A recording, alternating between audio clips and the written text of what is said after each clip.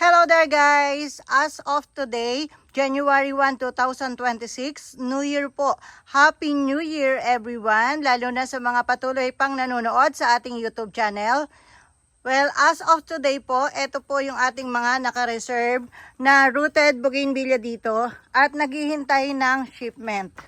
Yes po, alam niyo naman po nagdaan tayo sa holiday season. Hindi po natin basta-basta naipaship ito nung magpasko at magbagong taon dahil pwede po silang mapending sa courier. Or yun naman po mga inter-island natin ay syempre naghihintay pa tayo ng kasamahan dahil hindi po natin pwedeng ipaship pagkukunti lang dahil kinukuha pa po natin ang permit sa Bureau of Plant Industry kung saan malayo po dito sa amin. Malaki po yung nagagastos and then may bayad pa po sa permit, 50 pesos per permit. Ayan, sinabi ko na lahat yung reason. Kaya po, kailangan nating magparami muna ng order bago tayo magpa-ship para sabay-sabay po. And then malayo nga po dito, malaki po yung nagagastos ko para maibayad sa rider at makarating po ng Pampanga from Bulacan. So yan po yung reason kaya po nagtatagal yung shipment natin. Pero this first week to second week ng January, tatapusin po nating ipaship lahat nito pong mga naka-reserve po natin kasi puno na po yung ating patungan and malilipasan na po ng bulaklak pag hindi pa natin inilakad. Pero mas maganda naman yon dahil mas tumitibay, mas nagkakaedad or mas lumalaki yung ating mga rooted bougainvillea. Ang masama lang doon, yung iba nagrereklamo kasi mahaba na daw. Yes po, kasi inaalagaan po ito kahit naka-reserve na, patuloy pa rin pong nilalagyan ng fertilizer at dinidiligan as need arises. Kaya talagang lalaki at hahaba pa rin sila hanggat hindi po naipapaship. So yun po ang reason.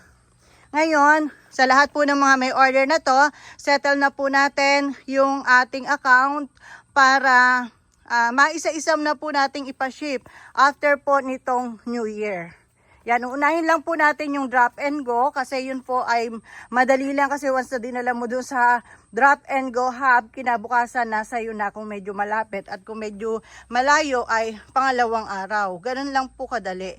So after po nung drop and go shipment natin, isusunod na po natin yung LBC na Luzon area. Ayan. Habang hinihintay nating mag-normalize yung kanilang mag-back to normal, yung kanilang shipment, uunahin natin yung Luzon area. Then after nun, isusunod na po natin yung inter-island. Yes, lahat po nito ay ipapaship na natin. Bago tayo mag-start siguro sa live selling, unahin muna nating malinis ito, mapaship lahat ito. At yung iba, matagal ng bayad, ay naghihintay na rin at nakakahiya na rin po sa inyo. Kaya po ako nag-video at nag-explain ngayon.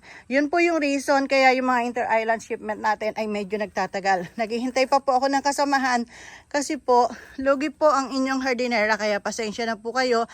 Hindi ko maigo pagkokonti lang. Kasi nga po, mahal ang papunta ng Pampanga and then, mahal din ang babayad natin sa permit.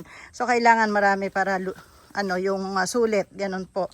Yun po yung reason kaya tayo nagtatagal. So hintay lang po at eto haharapin na po natin after po ngayong New Year. Isa-isahin na po natin tong i-ship. Ayan. So, yung mga kasama ko dito sa garden ay hindi muna magla-live selling, uunahin muna yung pagpapak nito or pagpapaship nito. Ayan po. So, that's all po for today's video. Marami pong salamat at sa mga nais po na mag-order nitong mga small size rooted bougainvillea na to, follow nyo lang po kami sa aming Facebook page, Royal Garden of Bougainvillea, kapangalan po nitong ating YouTube channel. Diyan po kami nagla-live selling or nagpo-post po ng mga pictures ng aming mga ganito po, bougainvillea, rooted at grafted. Ayan. Kung interesado po kayo sa Facebook page po, madali lang pong hanapin yon dahil yung link po ay lalagay ko po sa description box nitong video na to. Or kung hindi nyo po makita, ay pwede nyo pong i-search, kapangalan lang naman po nitong ating YouTube channel. Kaya madaling hanapin. Magkapangalan lang po yung ating Facebook page at saka yung YouTube channel. Ayan, ang gaganda po nila. Hindi matatawaran ang kanilang ganda. hindi matatawaran ang kanilang ganda. Sobrang gaganda ng kanilang mga bulaklak. Ayan. Ang gaganda. So yung inter-island natin, ang lagi kong problema kasi pagka po kukunti pa lang yung order, hindi ma-go. Naghihintay pa ng kasamahan lagi. Wala po akong ibang choice, wala akong ibang paraan para makarating sa inyo. Marami po tayong customer sa inter-island.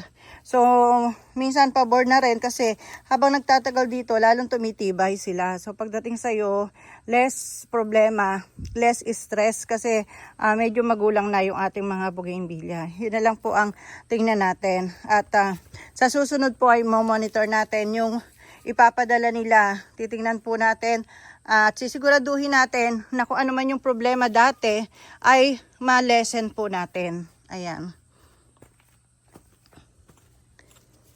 Yun naman po mga potted na ganito.